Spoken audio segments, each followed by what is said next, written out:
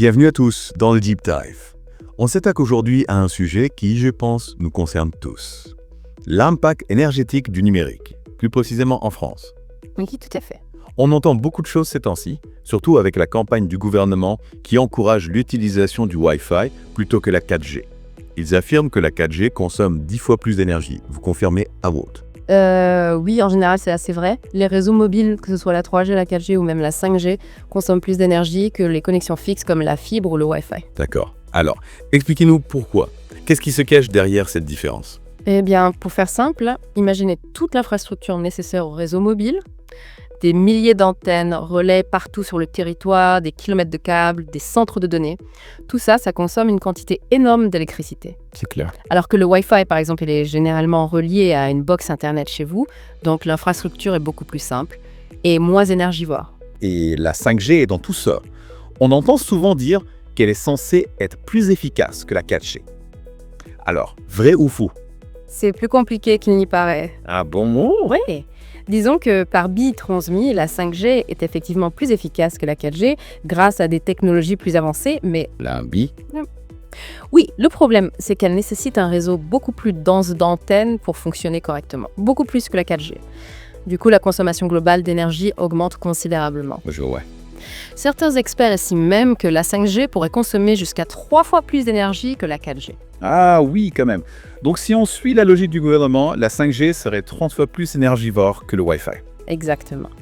Mais attention, ces chiffres sont à prendre avec des pincettes. Oui, bien sûr. L'impact réel dépendra de beaucoup de facteurs, comme le nombre d'utilisateurs, la densité du réseau, les usages, etc. En parlant d'usage, le site alkimpact.fr propose plein de recommandations pour réduire l'impact du numérique au niveau individuel. Oui, je connais ce site. Il parle de réduire le partage sur les réseaux sociaux, de privilégier l'audio à la vidéo, de nettoyer nos appareils et nos données. Plein de choses comme ça. Vous pensez que ces petites actions individuelles peuvent vraiment faire une différence? C'est une bonne question. Il est certain que certaines de ces recommandations sont du bon sens. Oui, c'est vrai. Par exemple, limiter la consommation de vidéos en HD, c'est une bonne idée. Ou encore, optimiser le stockage de nos données, choisir des appareils plus économes en énergie. Avec tout ça, ça paraît logique. Mais il ne faut pas tomber dans le piège de la culpabilisation individuelle. C'est important de la rappeler. Oui, je comprends ce que vous voulez dire. On a parfois l'impression qu'on nous demande de sauver la planète en éteignant notre box Internet la nuit. Exactement. Il faut bien comprendre que la France ne représente qu'une petite partie des émissions mondiales de gaz à effet de serre, moins de 1%, je crois. C'est vrai. Donc, même si tous les Français adoptaient un comportement numérique parfait, l'impact global serait limité. Il faut être réaliste. Alors, quelles sont les vraies solutions?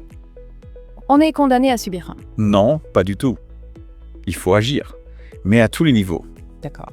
On a besoin de politiques industrielles ambitieuses pour encourager la production d'appareils moins énergivores, de réseaux plus sobres. Oui. Il faut investir massivement dans les énergies renouvelables pour décarboner la production d'électricité. C'est essentiel. Et bien sûr, il faut repenser l'infrastructure numérique elle-même.